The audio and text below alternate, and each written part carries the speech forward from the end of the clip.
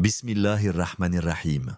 Tout commence avec deux versets fascinants du Coran, deux versets que nous croyons connaître, mais dont le sens profond échappe encore à beaucoup. Souratul Baqara, Al-Ayatan, 30 ou à 31. Ce soir, nous allons lever le voile sur un mystère ancien, une vérité oubliée, une révélation céleste qui a traversé les âges. Pourquoi Allah a-t-il dit aux anges « Inni ja'ilun fi al-ardi khalifa » Pourquoi a-t-il choisi l'homme comme successeur sur terre? Et que signifie vraiment ce mot « khalifa » Remarquez une chose capitale.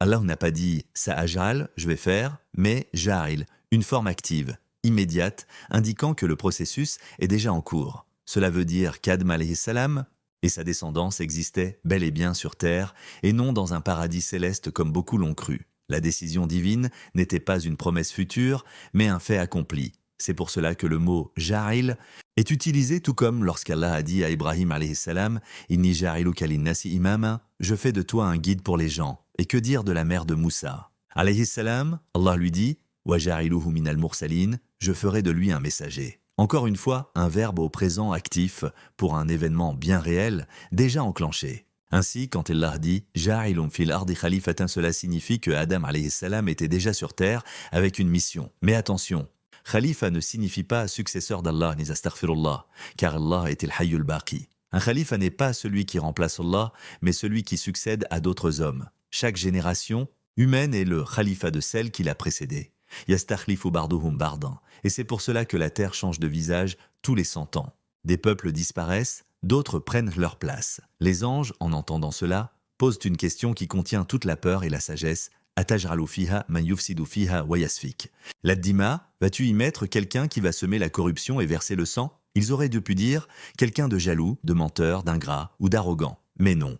Ils ont ciblé deux caractéristiques parmi les pires. La corruption sur terre et le sang versé. Comme si ces deux tares étaient les plus dangereuses pour l'humanité. Et ils avaient raison. Aujourd'hui encore, les hommes tuent au nom d'idéologie, de croyances, de territoire. Ils polluent, exploitent, trahissent. Le sang est versé, la terre est souillée. Et pourtant, Allah a dit aux anges « Inni arlamu ma la tarlamoun, je sais ce que vous ne savez pas ». Ce n'est pas une défense. C'est une promesse que, malgré la noirceur, il y a dans l'homme une lumière que même les anges n'avaient pas encore vue. Puis vint l'instant solennel « Wa'allama Adam al-asma'a kullaha » et il enseigna à Adam tous les noms. Ce verset est une preuve éclatante. Adam alayhi salam était sur terre et non au paradis. Car pour apprendre les noms de toutes choses, il faut que ces choses soient présentes. Les animaux, les plantes, les montagnes, les mers, les insectes, le vent, la pluie, le feu, la pierre. Le paradis n'a ni moustique, ni serpent, ni cafard, ni volcan. C'est ici, sur cette terre vivante, que l'homme a été formé. C'est ici qu'il a reçu son éducation, Allah. N'a pas simplement donné des noms à Adam. Il lui a appris la signification de chaque chose, son utilité, ses transformations, son essence.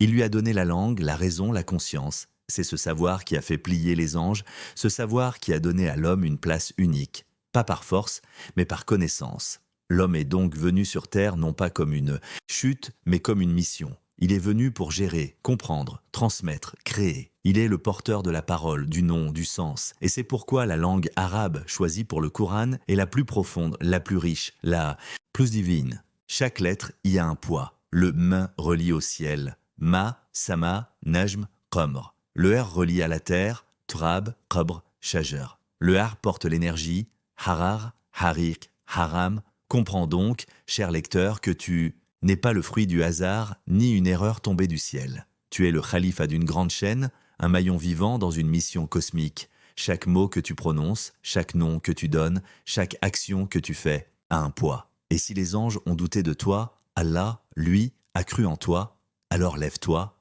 et sois digne de ce que tu es, un humain choisi, instruit, dépositaire du savoir et responsable de la terre. Que ton cœur soit pur, que ton savoir soit utile et que ta parole soit toujours vérité.